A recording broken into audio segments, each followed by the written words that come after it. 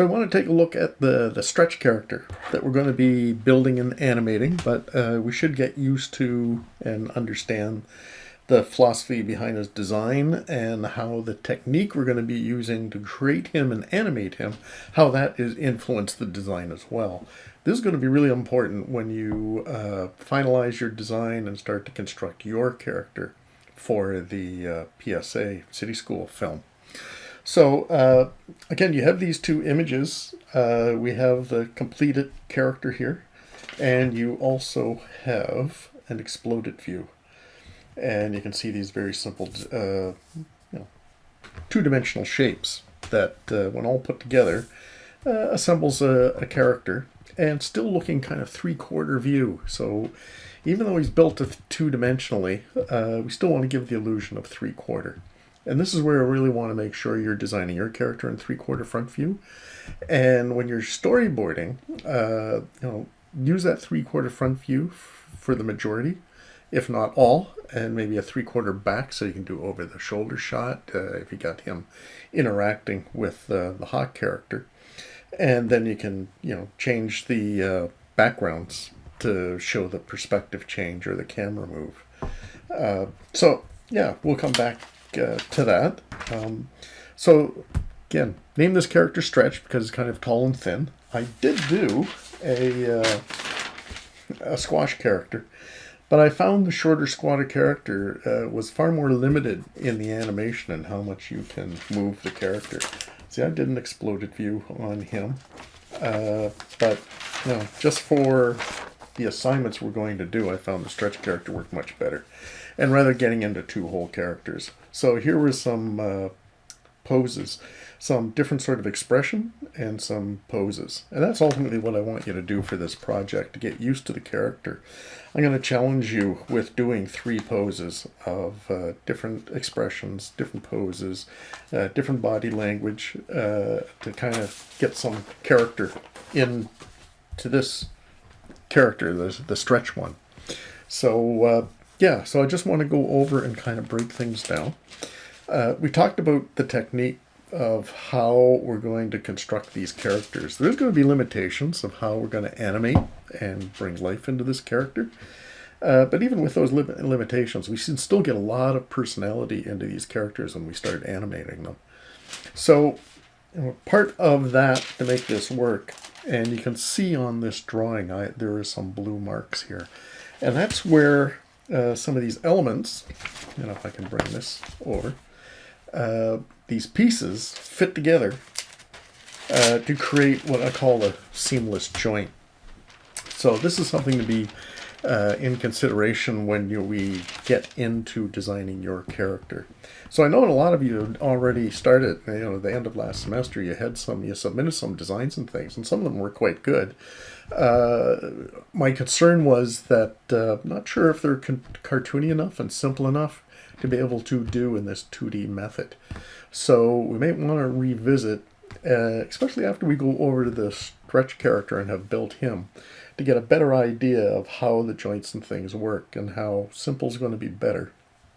And we don't need a whole lot of detail on these characters because the animation is going to fill a lot of that in and really make them come alive. Okay, so here I just wanted to go over on this one just to really show that I put a blue circle here and here. And that's because, if we take a look at this, that this piece is going to be built with a circle, and this piece is going to be built with the exact same circle. So when they overlap to each other, they'll make a perfect circle at the elbow joint. And the way this works when we do the bevel, and you may have already experienced that, there's a couple elements with the Peep character that you built last semester, the hair and the beak, that could use that seamless. So then when that arm bends, it's a self-sealing outline. So it's a cool trick to be efficient in making the character work. So designing around that aspect. So the same thing happened here at the knees of the character. And you can see that here, that there are two circles. These two pieces are made from the same circle. And again, when we get into the 3ds Max, you can see how we actually build it and rig it and put it together. But we want to be able to design with that in mind and not have to kind of trial and error too much. And that's why we'll go through this character and even the Hawk character, building and putting him together and animating them before we get to your character, so we can tweak and make sure that it's going to work. And it should fit in with the Hawk character. I mean, he's a superhero, but he's got some, funny dimensions and things, proportions. But, that's the kind of that cartoony look that I was trying to go for. So we want to make sure our characters that you create fit into that same world. And there is some seamless areas here on ankles. There is one in the middle of the foot. So that's so that the foot can actually bend at the heel, or not at the heel, at the toe of the foot. So you can actually move that foot up like that, or you could bend it down further like that. So we got to think of hinges and how they would work in our character. So yeah, that's why I'm kind of putting these little pivot points of where that's going to happen. So anywhere else, like on the wrist, so we have this part of the arm, how that wrist would work, that wrist would carry through and in behind, underneath that sleeve, and then come and complete. So that doesn't have to be a seamless joint. That can be just leveled underneath the sleeve to hide it. But the fingers, yeah, especially these three here, would be using that bevel and would hide the seam where it connects with the palm of the hand. Now the thumb, because the final look or design, you'd want to see this line, and that could be a separate thumb piece that would actually live underneath the palm of the hand, or the back of the hand in this case. Okay. So an important part of when we're designing these characters, and this is where it gets tricky too, is you'll see in both of these, there's a kind of a ball or an ellipse shape which fits underneath the shirt, and in this case actually makes up the top part of the pants or the hips, pelvis of where the legs connect into here. So this is actually the center of our character. Kind of similar in 3D, that you're going to have a center core, and it's usually in around the pelvis area. So again, it's the construction and the method that's going to make this work or not, how successful it's going to be, is that when you want to move your character from left to right or up and down, you have to grab this section, and everything is going to be linked to this, and you can move it about. Okay, so that will be, depending on your design, but on this one, it's partially seen through the bottom of the shirt, or turtleneck sweater, as this design is. So we can see that pelvis area here, and then those legs attach to the pelvis. So here it could be seamless. So this could be, they could all be that bevel, so that this part of the leg is seamless in with the pelvis, and this one could sit in behind, so we can see this line, so it gives it some depth, that this leg's in the foreground, this one's in the background. Okay, so we want to think, even though these are simple shapes, especially when you explode it, we do want to represent the various limbs and the joints, and the more joints we have, the more flexible and more areas we can animate on the character. So here I'm going to move this a bit so we can take a look at this. I gave him a turtleneck, kind of a design thing that I wanted to add so that he has a little bit more flexibility. So, and that's just simple shape, kind of give that impression of a turtleneck. But I put a pivot here so I could move that back and forth. And if the head's attached to that, it'll give it some flexibility. But I even making this head go into here, so it's got its own pivot too. So this could move even independent from the turtleneck. So it's got a little bit of area that it can move in. to give him some flexibility. Again, wherever we can get some movement is going to give us a lot more performance with the character. But here, I'm going to go with another piece of paper at this point. So with this, I've gone with classic cartoon proportions. For example, if I take a look at the height of the head and bring that down. So I put the top of the head at the chin, bring that down. He's 2 heads high. He's got a very large head. So that helps with the cartoon aspect. And the reason why cartoons do that, and for a quick sort of animation like we're going to be doing, your PSA film is 30 seconds long. When you start working on it, you'll see that's a long time. It does take quite a bit to finish or to get things working. But we want to make sure things read and we can see it really well. So that's why quite often cartoon characters do have large heads, so we can really see the face, we can see the expression. And as we take a look at the principles of animation, exaggeration is one of them. Not only in proportions and the look of the character, but also the personality and the emotions. So if you're going to exaggerate those, we want to see them. So the idea is, if he's really sad, we bend those eyes in and put this in this way. And then we can make him really sad like that. Yeah, so then we can get some good emotion on there. So that would really show up on screen, even in a far shot, because he's got that large facial area, so we could really see what's going on. But now we took a look at some of these other aspects, like the nose. I made that a very large nose. I wanted a bulbous round nose, but I also wanted it, kind of teardrop so it looks like the bridge of the nose. So that would attach up here, and that would give some flexibility of that nose rocking back and forth. So that could be fun.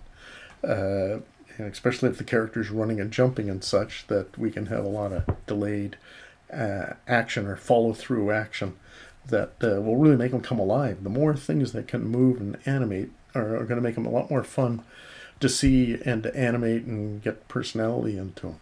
So even these ears, I've kind of got them very simple shapes, but that ear can bend or pivot. So if it's got a pivot, it can move up and down. And even that, moving that ear down suddenly gives them an even sadder sort of look.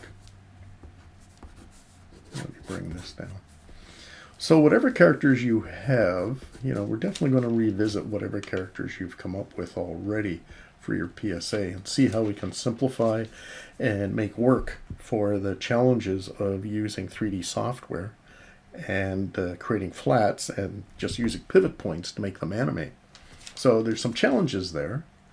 It's ultimately simpler and it makes it easier, but there's some real pre-planning.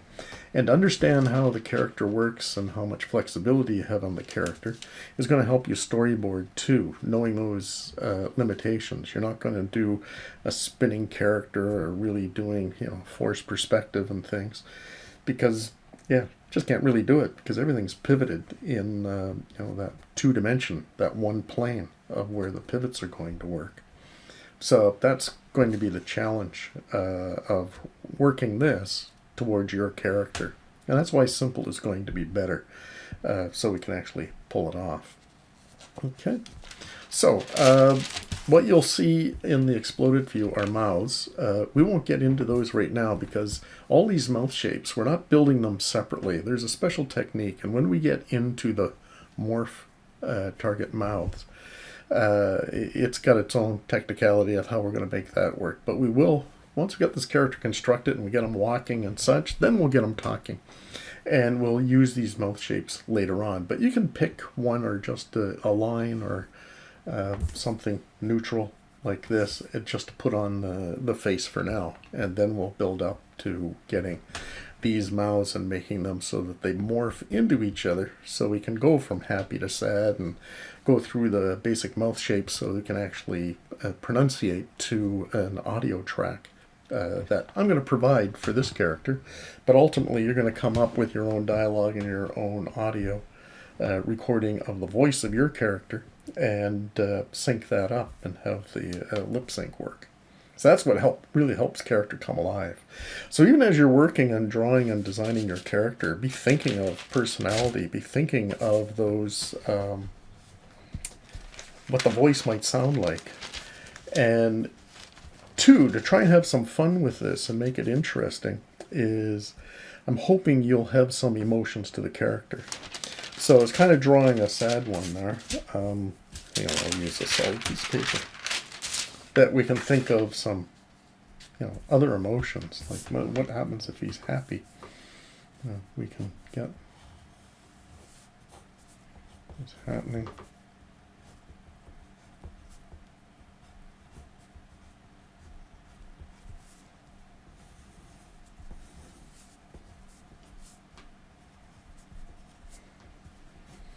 So there you go. A bit more of a smile, open mouth sort of smile thing.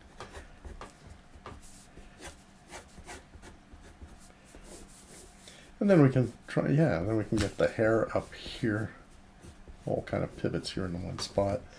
And then think of a pose that could work in that happy kind of situation here. We can bring maybe the arms up.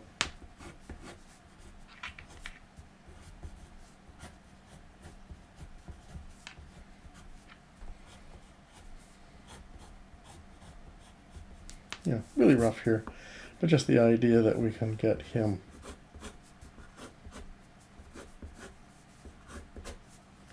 kind of in a happy situation.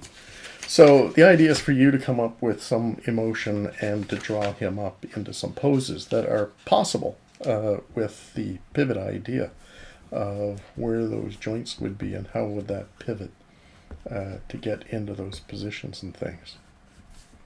Okay.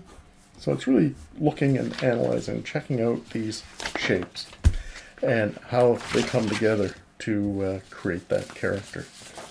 And, analyze and take a look at some existing characters. Like there's some real wild proportions and fun graphic sort of shape cartoons out there now. I see quite a few of the preschoolers and even the very young age ones, because my granddaughter's about 5 and we watch a lot of those shows, and they're quite inspirational and they're quite fun, and they are doing a lot of exaggeration and things with the personalities and the big expressions and the big mood changes and emotions on the character.